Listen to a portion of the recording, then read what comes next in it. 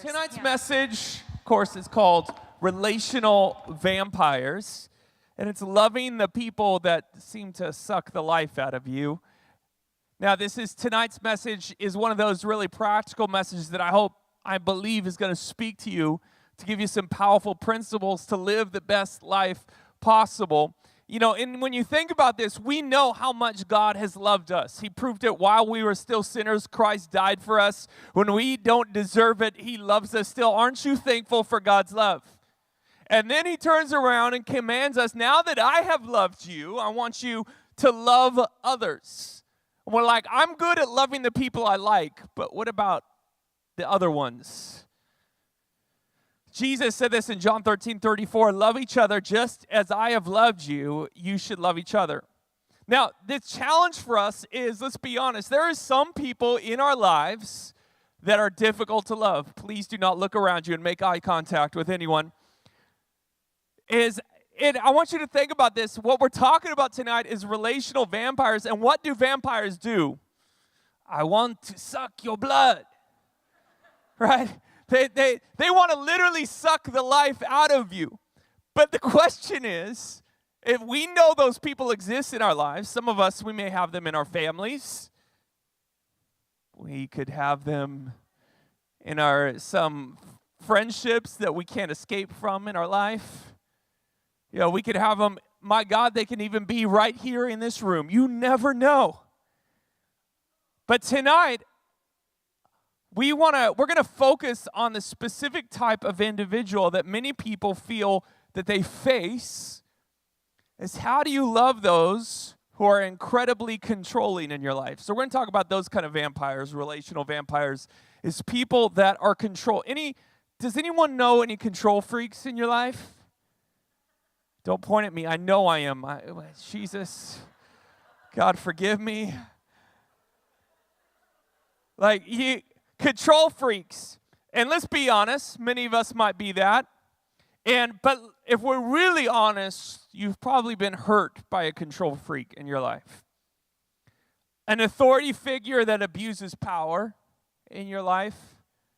Most of the time, those who attempt to grasp for control of you, they're not malicious people.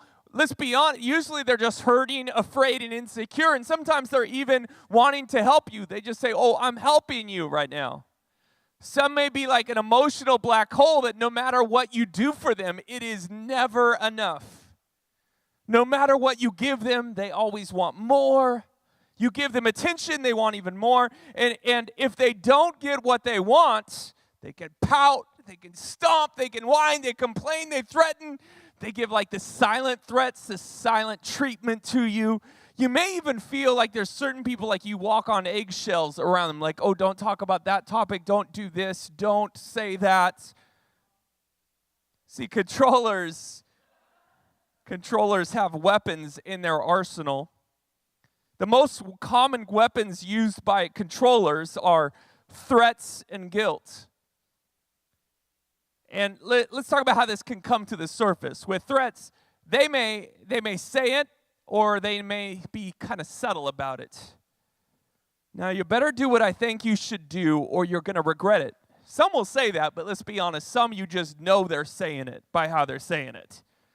That you better perform, or you're going to be punished. To break it down, what is being said or implied in what they're doing is, if you don't do what I expect you to do, you're going to pay for it in some form or fashion. That's those that are controllers. Some examples of this are boyfriends that'll threaten to break up with you if you don't do what he wants sexually. That's a controller. Or a boss that terrifies you. That his way of authority, his ruler, is by fear of what will happen if you don't please him or her. That you'll be fired or demoted, that you're always on edge when you go into the office, or you know that weekly meeting you got to go to, you're scared to go into because what could happen?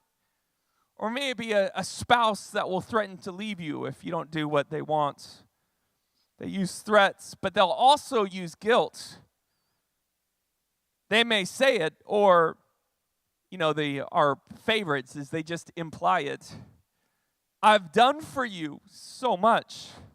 So you can't do this one small thing for me? You know, I thought we were close.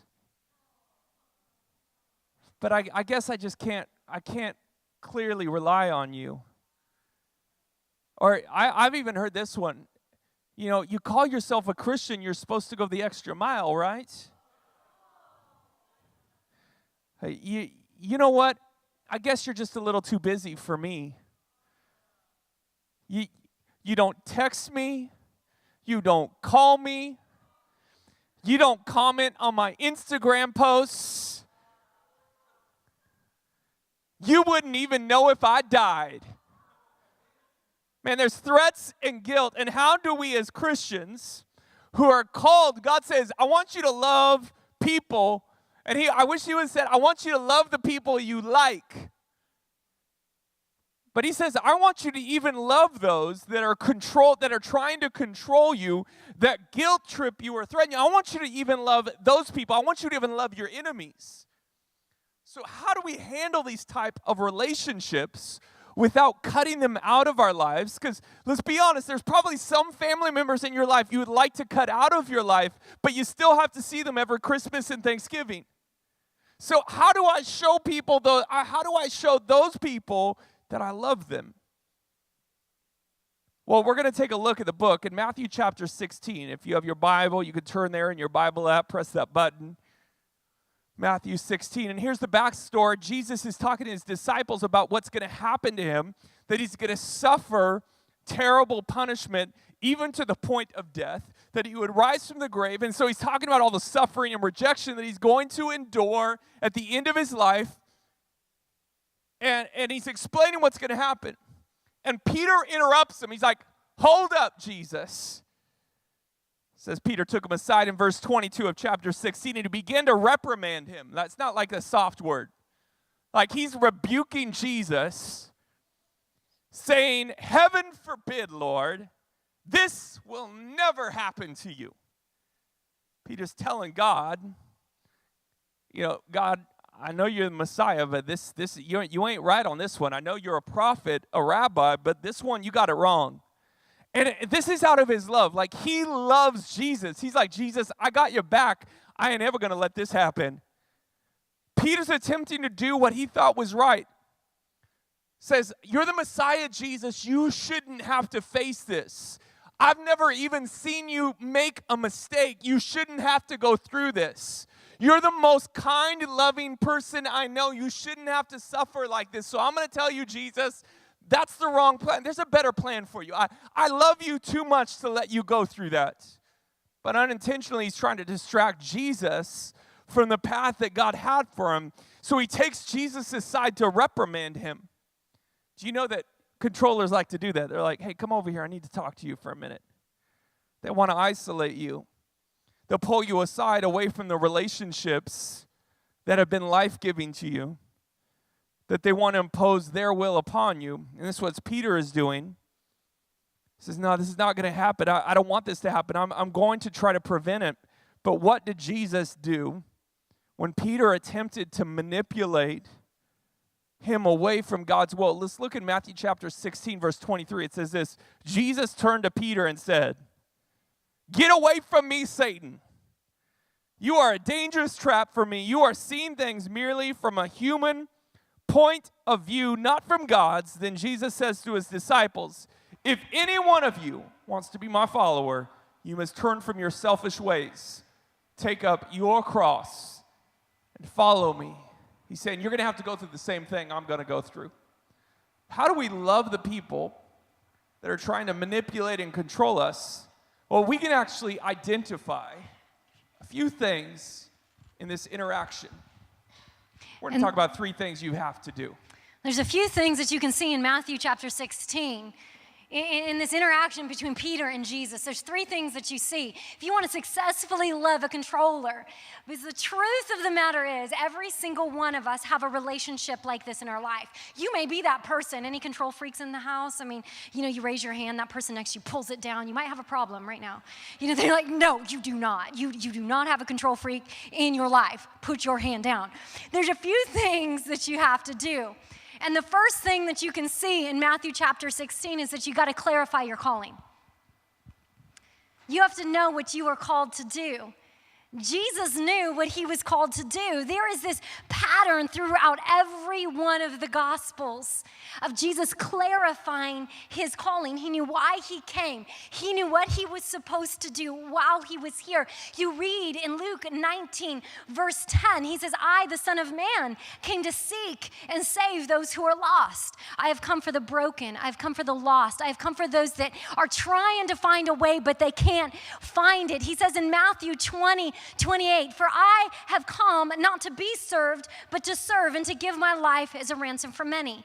He's saying, I've come to serve. I've come to wash some dirty feet. I've come to do some things that other people can't do for themselves and to ultimately give my life for them. And so in Matthew 16, verse 21, in this interaction, he is explaining the necessity for him to give his life and rise from the grave so that he could bring life and redemption and hope to mankind. And so he gets his boys around him and he's explaining and clarifying his calling. Jesus had tremendous clarity about his calling. I'm going to suffer, I'm going to die, but God is going to raise me back to life to redeem all of humanity. For us to love those who are attempting to control us, whether they are attempting to do this knowingly or unknowingly, we have to understand our calling. Now, as soon as we talk about the term calling, we often misinterpret what it means to understand our calling because our mind automatically goes to things like, I am called to Africa to save all of the starving children and to build water and water wells so no one thirsts again. You know what? I'm supposed to invent the cure for cancer. I'm going to stop all of sex trafficking in the world. Immediately when we think in terms of calling, we automatically have this perception that we have to know specifically what we are supposed to do, where we are supposed to go, and that a specific group that we are supposed to minister to. Now, God can give you a very specific calling. He can speak to you about a specific vocation, group of people, maybe even a destination. But more times than not, our calling starts with those that are closest to us in our life. And it moves out from there. Let me explain. We know biblically that every one of us in this room are called to love our family. I know that I am called to honor my mother and father, regardless of what they do for me. I know that I am called to love my husband. You know you're called to love your wife, your sisters, your brothers, to lead your children if you have them, or to influence the group of friends that God has strategically placed you among right now in this season of your life. We are called to be faithful with the things that God has put in our life in this current season. God may have put you in a university. You're in school. Right now, it is your calling to study to show yourself approved, like it says in 1 Timothy, to get the paper to graduate so that you can walk into that next season of your life. You may not be called to your present job right now, but you are called to be a witness in your present job right now. And what happens is as we are faithful to steward the things that are in our life that we are called to steward right now, God is building this foundation for everything else to be launched from and built upon. You need to have clarity in terms of your calling. For instance, I know that I am called to love, honor, and serve my husband. I know that. So if anything competes with that, is going to distract me or pull me away from being able to do that the best that I possibly can right now in this season, I know that I need to push that aside, not this responsibility. I know that I am called to lead and disciple and love my children, to be devoted followers of Jesus. So if anything else competes with my attention, no matter how demanding it may be, I need to push that aside and I need to focus on this. It doesn't matter how much that other person, that other activity, that other circumstance is screaming for my attention, because I'm called to this first. I know that I am called to pastor at Bethel Church for this season of my life, to build and equip the people that God has put in my life, to pour my life into the next gen team, to the leaders, into heart and soul. I know this is what I'm called to do right now. So if there's something else that kind of derails me from this calling, well, I'm sorry, I'm going to shut the door. I have to have clarity about my calling. I have to have clarity about my calling. You need to have clarity in terms of your calling. What has God called you to do and be faithful with right now? Not in 10 years, not in 5 years, not what you would like him to call you to, but what has he put in your life right now? Now, here's my challenge. Here's my struggle. I like people to be happy with me. I don't like people to be mad at me. I don't like confrontation. I don't like when it gets uncomfortable. I'm that person that will make the awkward joke when I shouldn't because I just want to relieve the tension. Yeah, that's me. I'm a little bit of a people pleaser. Here's the problem. You are too. Any people pleasers in the house? Any people say, I struggle, I like people to be happy with me. Please don't be mad at me. Please, you're making me feel good now. I don't feel so alone. Okay, so here's the problem. People pleasing is a form of idolatry. I'm pointing at you, but I have 3 fingers coming back at me. Galatians 1:10, the Apostle Paul says, if pleasing people were my goal, I would not be Christ's servant. You can't do both. You can't do both. Have you guys ever noticed that it is so easy to wrongly put people's opinions of us ahead of God's calling for us? I mean, it's so easy. What calling does is it clarifies. There are a lot of people in my life that have plans for my time and for me. And they have them for you too. They have clear understanding and plans of where they think I should go, what I should do with my life and my time, who I should talk to, who I shouldn't talk to, how I should spend my money, how I should invest my resources. They have a lot of decisions and a lot of plans for me. But when I understand my calling, it produces some clarity and it helps me to make decisions about what I will do and what I won't do, where I will spend my time, where I won't spend my time, what I will invest my money into and what is not going to get a dime. It helps me to make decisions about who I will serve and who I'm saying, peace out, no. It gives me clarity in my decisions. So let's break it down. There are several people that know exactly what they would like me to do. And it's impossible for me to do everything. I cannot please everybody. I cannot save everybody. I wish I could. I wish I could sit face to face with every person on planet Earth and tell them about Jesus and his redemptive plan, but I cannot. It's humanly and physically impossible. I cannot meet with every person that requests time from me. I cannot do everything that people would like me to do. I don't have enough time in my day or hours or days on the calendar. There's just not enough. I cannot do everything I have an opportunity to do or go everywhere that I have an opportunity to go, and neither can you. You are limited. You're limited.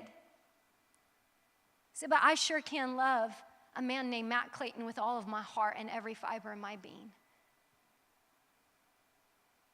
I can lead my children better than anyone else in this room. And I can be the best pastor in the position that God has called me right now. I know I can do those things. You have to clarify your calling. See, every controlling person has one thing in common. Every controlling person. You ready for this? Every controlling person has someone that will allow it. Yes, the controlling person has some problems, but so do we when we allow them to control our life. That's why clarity of calling is so important. In your current season, what has God blessed you to do? What do you need to succeed at right now in your life? Clarifying your calling keeps you from being distracted by someone else's desires for you. So we need to clarify our calling, but we need to be able to recognize when somebody is attempting to control us. We need to be able to identify it, to recognize when someone is trying to control us. You need to point out the control freaks in your life. You need to be able to know.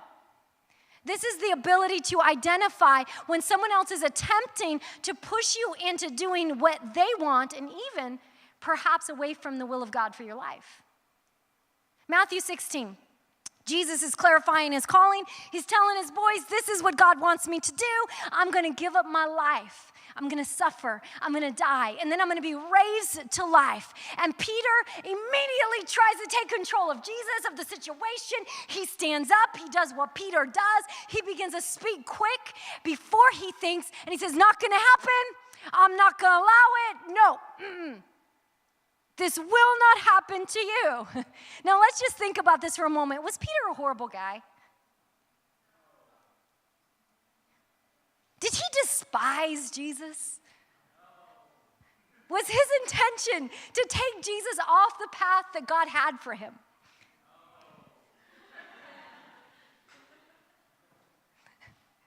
No.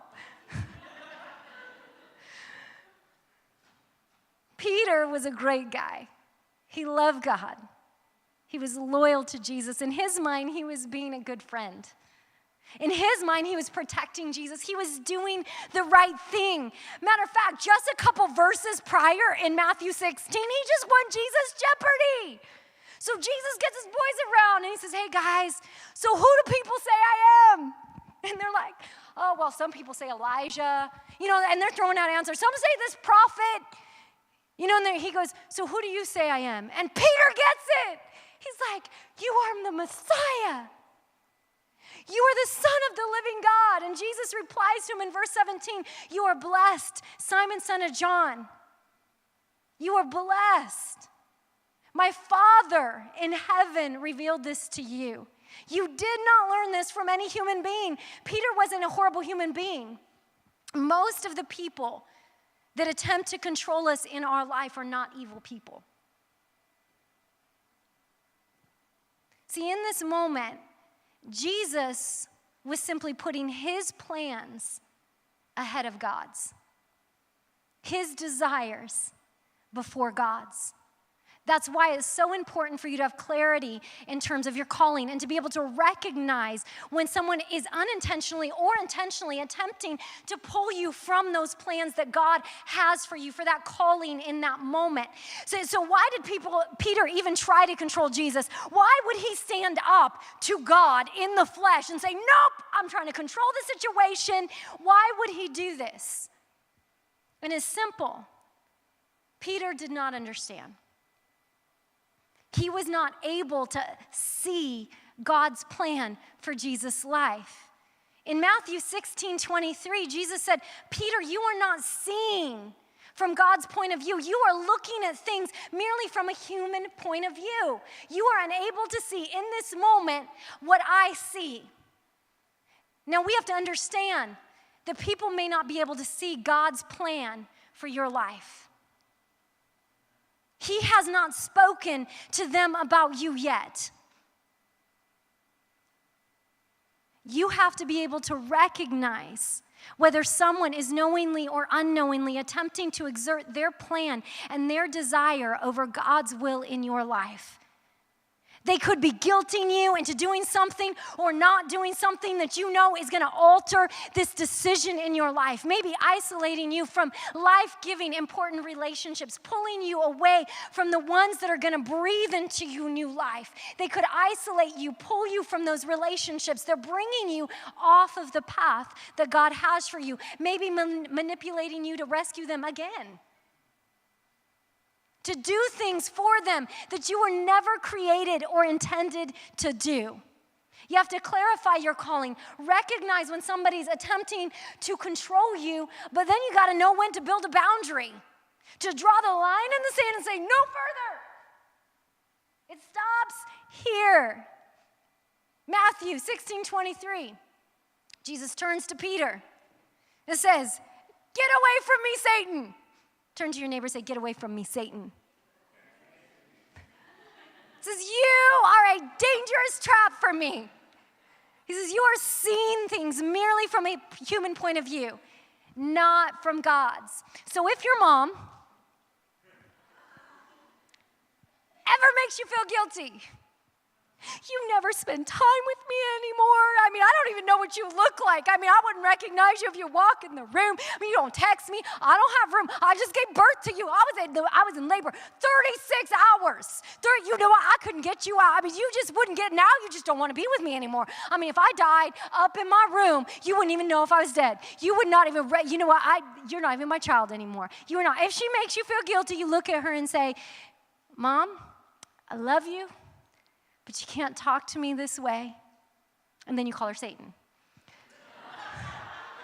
No, don't do that. Don't do that. Mom, the pastor said to call you Satan. No, don't. That will not help you. That will make it a little worse. So Jesus is saying, this is my calling. Here it is. He's laying it on the line. And Peter says, nope, not going to happen. Now, I want you to picture with me for just a moment a codependent Jesus. He has codependent issues. He needs a little counseling. He needs to lay down on the couch maybe. You know, his whole identity is completely wrapped up in what Peter thinks of him. Completely wrapped up. Jesus says, this is my calling. Peter says, nope, never. You're not going to do it. I will not allow it. Jesus like, hold up. It's okay. You know, calm down. Peter, don't get upset. Don't get upset. And Peter says, you know, if you do that, I'm not going to be your disciple anymore. I'm not going to follow you. No. I am not going to tweet you on Twitter anymore. I'm going to unfollow you from Instagram. It's just not happening. You know, we are not going to be friends. I won't even text you. I'm not going to pick up the phone when I'm going to be mad. I'm going to be really, really mad. And okay, Peter, it's okay. Peter, it's okay. You know, I'm not going to die. I mean, that was for mankind. But for you, I'm going to change my plans. I mean, what do you want? What will make you feel better, Peter? What's going to make you feel better? You want to go to Phil's? I mean, we could go to Phil's. You want to sit down? You know, we could do a Bible study. We'll get our Bible apps. You want to do that? You don't want, okay, no miraculous healings anymore? Okay, it's okay. It's gone. None? Okay, no mass feedings. Just for you? Just for you. Jesus is codependent. Imagine. His identity wrongly wrapped up in what Peter thought of him. He's not going to do that. I mean, he's God wrapped in flesh. He's perfect in every way. Because he knows that the moment that he gives control to someone else, then someone else is directing the pathway for his life, and he is no longer being led by God. You need to clarify your calling. You need to recognize when someone is trying to control you. Jesus looks at Peter and says, you know what, just a minute. Just a minute ago, you won Jesus Jeopardy. What's going on here? You answered correctly. But in this instance, Peter, there's an evil spirit attempting to take me away from what God has called me to do. In your life, in my life, there may be somebody who loves you dearly. They care for you. But in their dysfunction, they are distracting you from serving the greater calling and the higher purpose God has on your life. Because you and I mistakenly idolize what they think and lessen God's calling in our life. In this moment, Jesus says to Peter, you are seeing things merely from a human point of view and not from God.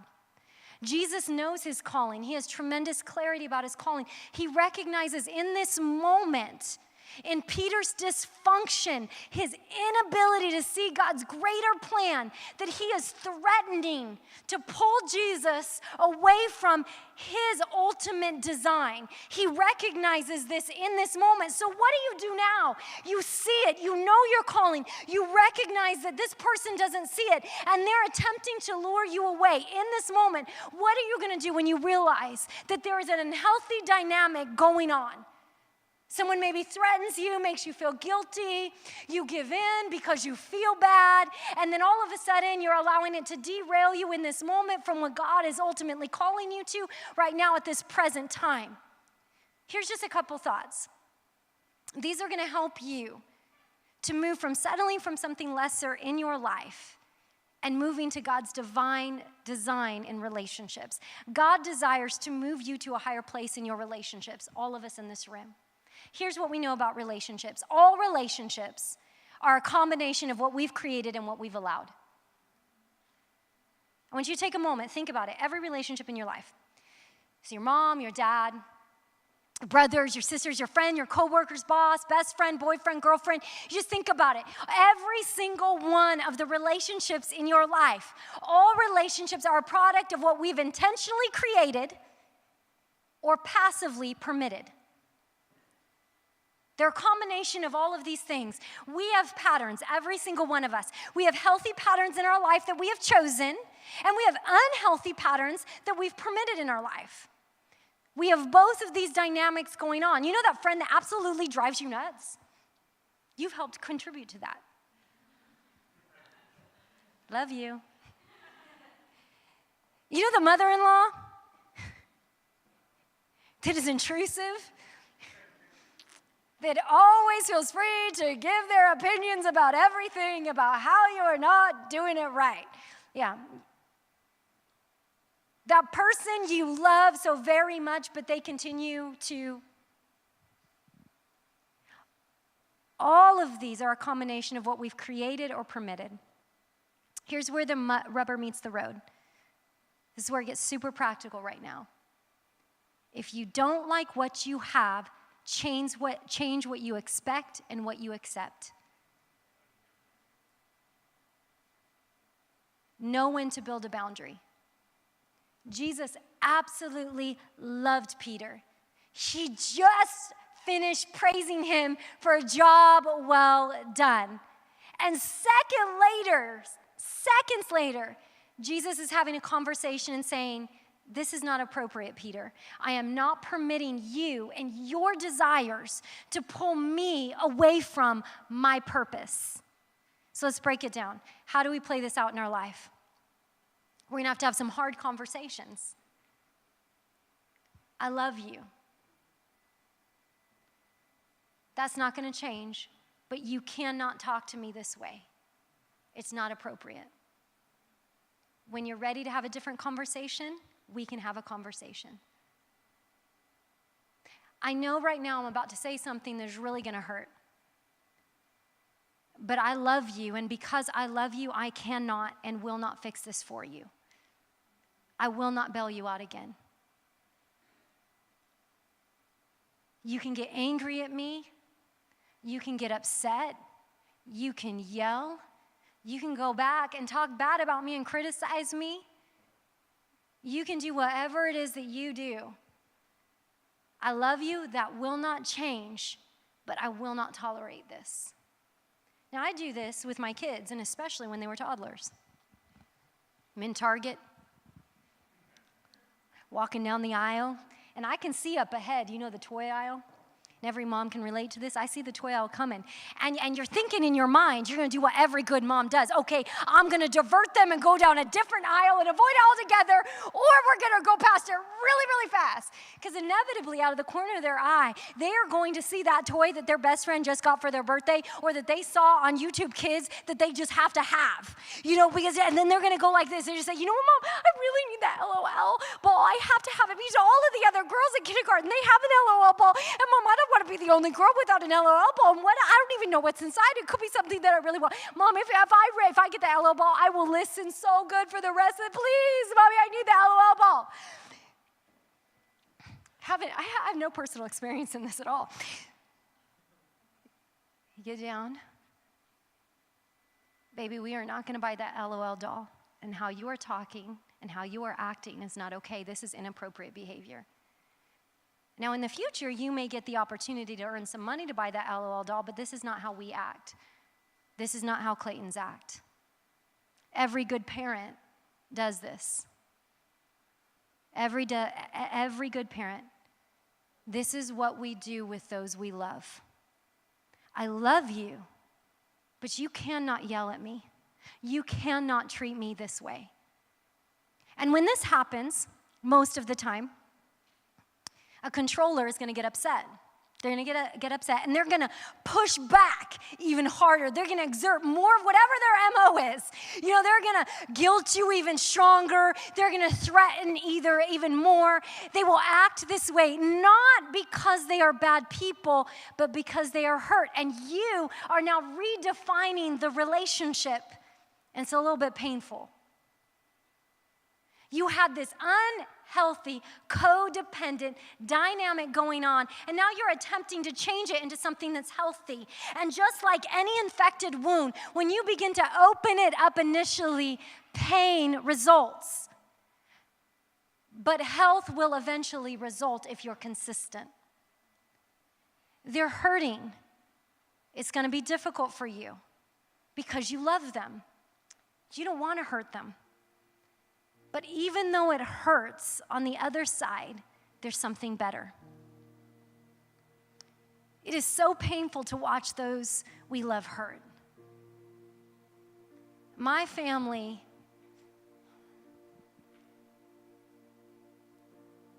you cannot tell what we came out of now because of Jesus. But all of this junk was in my family. We had to redefine the relationships. There was a lot of pain in the process, but we have a healthy family now. It is painful to hurt those that you love. However, it will be painful indefinitely if you allow a dysfunctional relationship where someone is pulling you away from the purposes God has for you. I remember when I was 18 years old. Year was 1996. Don't rub it in if you were born after that. And I remember I sat down at the dinner table, and it was a conversation I know that I was needing to have with my parents for a long time. Because I was a good kid in school. I got good grades and was towards the top of my class, and I had a scholarship to any UC I wanted to go to. And I was going to go major in computer sciences and make a lot of money. And then God began to speak to me and interrupt my life and sparked a passion for ministry, and I knew I was called to ministry. And so I'm sitting at the dinner table, and you know when like you're sweating because you know what you're about to talk about? Now understand, my parents are believers. They even have pastors in their family that go through generations. So my parents like love Jesus. They still go to church. They like made me go to church every Sunday. Even if I wanted to sleep in, they didn't care. They would drag me to church. I mean, so they loved Jesus. And so I'm sitting at the table, and I tell them, I go, Mom, Dad, God's been speaking to me, and I really believe that I'm supposed to be a pastor. And my parents start crying, and so I think that's like good sign. But instead, they weren't happy tears. They were like sad tears. And my mom starts going, I didn't want you to be poor. I don't want you to be poor. And she's like crying. And like then they're starting to get mad at me. Like, how dare you want to be a pastor? And I was like, I thought we went to church every Sunday. And I'm like, and so like my whole like, I'm like, what do I do? And, you know, and I'm like, there's a verse that, you know, we know we're supposed to honor our mother and father, and there's no age limit given to that we honor our father and mother for our entire life. But you could be honorably disobedient, because if I was going to obey them in that moment because all they saw is when people chose ministry and pastoring, they chose poverty. My great-grandfather who raised my mom was a Pentecostal Church of God pastor who would have to work on the railroad by day so he could do ministry at night. They barely were surviving, barely enough money to put food on the table. And all they wanted for their son, because they love me, is they wanted me to have a better life than they had. And so if I love you, they would think, Matt, if I love you, I want you to choose a different life, because I want you to have a safe life. I want you to have a comfortable life and a better life than we had. And so I had to honor them and say, Mom, Dad, I know you love me, but I know this is what God's will is for my life. And so they're like, well, at least go to college. And I'm like, all I wanted to go, like, let me just go work at the church and volunteer. That's all I want to do. But I'm like, okay, I'll honor you. Now I realize what blessing, because I honored them, the blessing that I've walked through. But in that moment, I could have gave up my calling. But I wouldn't be here today if I hadn't stuck to say, God, I want to please you more than even I please my parents. And I remember nights even I'd be in college, like, we haven't seen you all week. You've been at school all day, been at church at night. But I knew what God had called me to, and I would have to set the boundary and remind them what I was supposed to do with my life. I was kind and I was loving. I wouldn't be here today if I hadn't worked the long hours in ministry that we had worked. And anyone ever have in their life, they're really good at, like, they are experts in passive aggressiveness sometimes? There's that subtle guilt trips. And sometimes I had to be able to set those boundaries with people I loved to the depths of my being. And I'm so thankful that I learned how to do that. And but if we're really honest, I want to be really honest with you. It's really easy to talk about other people that are controlling, but let's like look in the mirror. There's probably parts of us that we're control freaks. Am I right? I know I have it. And if we're really honest, trying to grab control of others in their life, even though it has the best interest, like I've mentored many young men that I've tried to help them walk and follow Jesus. Do you know the worst parts of it? Well, I want to make all the decisions for their life, and I wish I could make them do certain things. The worst is when I see them veer off that road. You know, it's like your heart is ripping in two. You know what I'm talking about? You ever have a friend like that in your life? But if we're really honest, really what I'm trying to be for them is I'm trying to be God for them. That I'm trying to grab control because I believe I know the best course for them. I have good plans for them, and I know what is best for them. And we want to call the shots, and we like to play God for others. We even like to play God for ourselves. But here's the problem. I don't make a good God, and either do you. And no matter how much we threaten or guilt people, we don't have the power to change someone else's life. We don't have the power to set them free of addictions, of bondages, of the baggage that they've been carrying or control their future. God is the only one that has the power to change their life. God has the power to open doors and close doors. He has the power to set them free. God has the power to make people new. And when we recognize that we don't have that power to control them, that we stop trying to be God, we actually surrender to the real God. Watch this. After Jesus clarifies his calling and Peter attempts to derail it, Jesus builds a boundary, and then he says this in verse 24. He says, if any of you, he turns to his disciples, says, if any of you wants to be my follower, if you want to be my disciple, if you want to follow after me, you got to turn from your selfish ways. You can't be your own God anymore. You can't have control anymore. You've got to turn from your own selfish ways, your own self-interests. You got to take up your cross and follow me. He said, when you want to follow me, you're saying, I don't want to be in control anymore, God. It's no longer about my will, but yours. Isn't that what the cross was? Was the Father's will? It was the perfect representation of surrender of Jesus saying, not my will, but your will be done.